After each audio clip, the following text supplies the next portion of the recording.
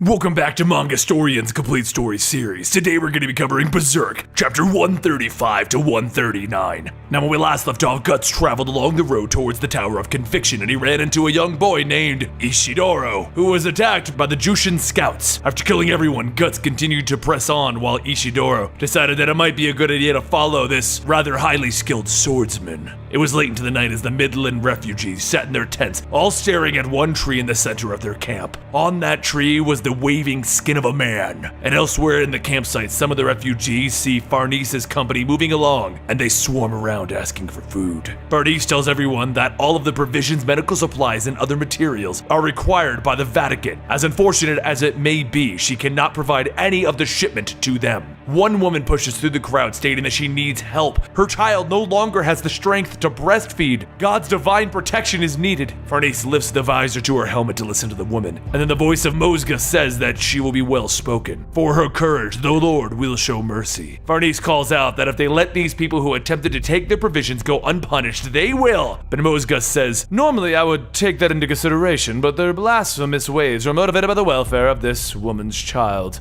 Mosga then calls out for these people to come with them. They will be led to shelter. As the escorts arrived at Saint Albion, Farnese watches as some of the members of the Holy See open a window and they pour out food scraps for a few of the hungry beggars below. Once inside, Mosgus tells the refugees to head into the next room and he takes the mother and the child to see a doctor. The doctor looks over the child and says that his condition will improve so long as he gets rest and nourishment. She has nothing to fear. The mother runs over to Mosgus telling him thank you, and he smiles and tells her, "I do not deserve your thanks. I am merely executing God's will. Now come this way. Your duties as a believer await." He leads the group through the two heavy steel doors, and inside the refugees are being killed and tortured in horrible ways. Everyone gasps at the sight, and Mosgus says this place is for people accused of robbery, rape, murder, and worst of all, heresy. Outside was the flayed skin of a monk, and after your inquiry, we've managed to capture many suspicious people. As the woman screams, Farnese turns her head and Mosgus leans down telling her, "Do not avert your gaze. What you are seeing is another side of the Vatican that you have been sworn to protect. Though God has love for all things on this earth, he also is a stern judge of man." Mosgus then places his hands on the mother's shoulder, telling her that he will help her of her past sins, even though her courage and love must be praised. A sin is a sin.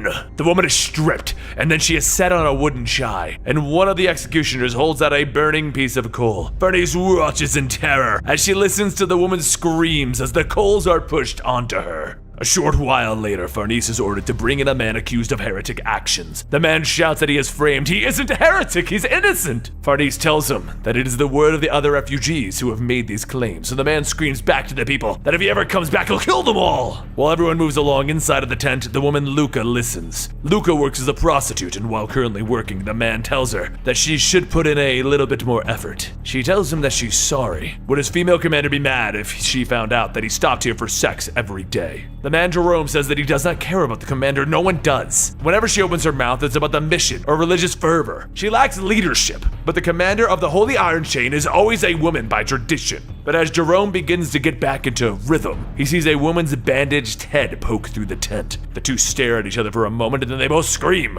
A short while later, Luca says that she's sorry about the interruption. That was her younger sister, Elaine. And the bandages are, well, she has syphilis. Jerome says that it's fine, they can end it here today, but here is the normal payment, plus a little something extra. Jerome hands her a pearl necklace, telling her that it's worth a fortune, and Luca says that she would feel out of place with this. And Jerome says that it's because once their mission is done, he would like to marry her. They can even take her sister and get her in the care of a good doctor. Luca smiles, telling Jerome, "Thank you. I will not expect anything, but I will be waiting." As Jerome leaves and Luca waves goodbye, 4 of the other prostitutes come out stating that they heard the whole thing. They would like to work with the nobleman. Luca tells the others to come in and begins to hand out the food and the money that she has gained as well as the necklace. She breaks the string, sending the pearls flying, and the other girls ask why she did that. Luca tells them to split it evenly. They're all prostitutes and they have to stick together. One of them having more than the others could lead to problems. That is why they throw their lots in together. They build trust and survive together. Casca begins to cough, and as she moves her tongue around in her mouth, Luca smacks her in the back of the head, making her spit out one of the pearls. The hit causes the bandages to come loose, and Luca says that they can't have that. She ties them back on. She then looks into Casca's eye, telling her that someone as pretty as her can't be walking around. She might not make it home safe and sound. Soon after, an ugly man pokes his head in the tent shaking a bag of coins, telling Luca to hurry up. She tells him that she'll be right there and then tells Nina to watch over Elaine until she gets back. Before leaving, Luca also gives Nina a small vial, saying that she spoke with her doctor client about her problem and said for her to take this twice a day. Nina takes Casca by the hand and tells her thank you, they'll go draw some water and come back. As the girls head down into the river, they stop to see a man in a stock being stoned. Everyone in the crowd shouts at the man, calling him a heretic, and then Nina walks by. People stop and stare at her for not throwing it. She kneels down and nervously throws the rock at the man. A short while later by the river, she fills a bucket of water, and as she looks down, she sees blood dripping down her leg. She begins to think that the blood won't stop, and now there's pus. The insides of her mouth are swelling as well. Maybe there really isn't any hope for her. As she stands there in her own self-sorrow, Casca feels something, and the brand on her chest slowly begins to seep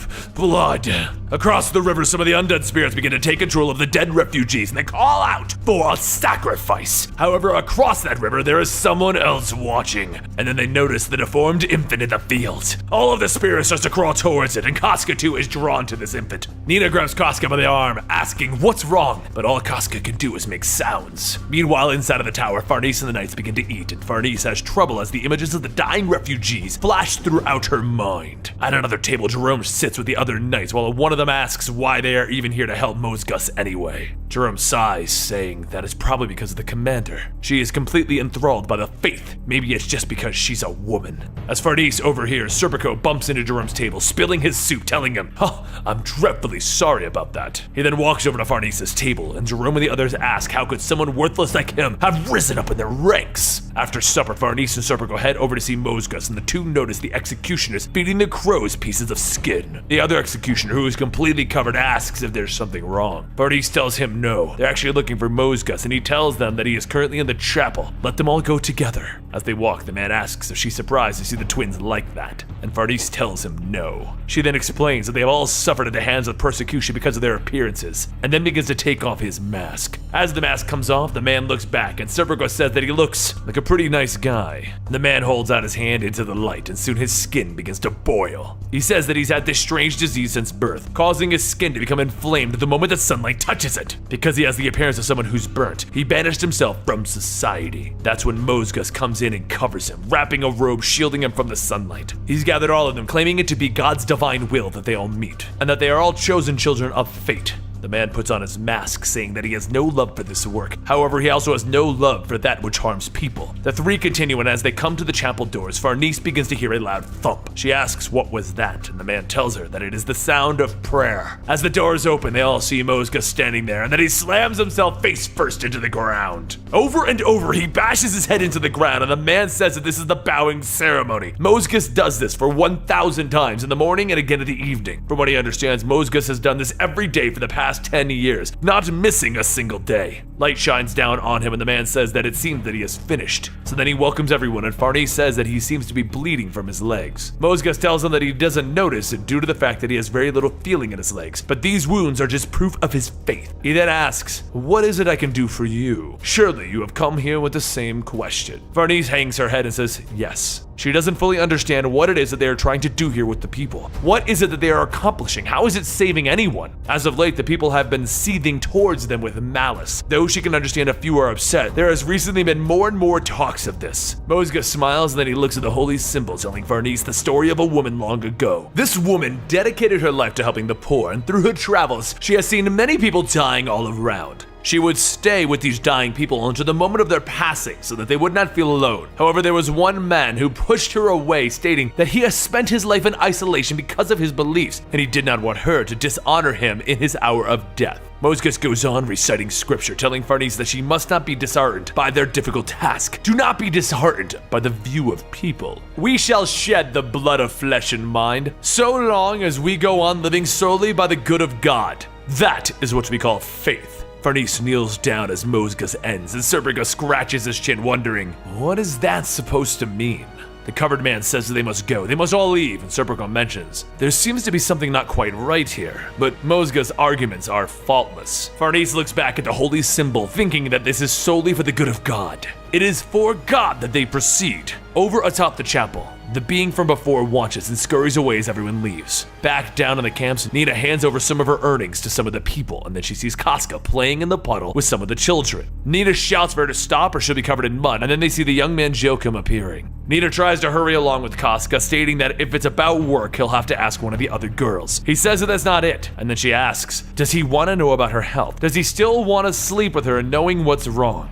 He tries to tell her that that isn't the case, and Nina snaps back, stating that if it's none of those things, why doesn't he just go sleep with another girl? But rather than leaving, he stands there, and Nina leans in, telling him that if he has courage, meet at the river's edge at midnight, and then walks off with Casca. As Nina storms off, Luca pokes her head in the tent, overhearing the conversation, and at the stroke of midnight, Nina heads out and sees him waiting. She runs up hugging him, asking if he loves her too, and he tells her that he does. She then asks if he's willing to hold her in his arms forever, so that they can die together. Will he be willing to descend into hell with her? He nervously looks at her and he tells her, we'll be together forever, yes. Nina smiles and kisses him, telling him that they can be together and it will not be about business. But now they must go to a place sacred to a dread deity. The two walk along the river, and atop the hill Luca watches and closely follows behind. But even behind her is Casca, who wanders along the path, seeing all of the spirits coming out.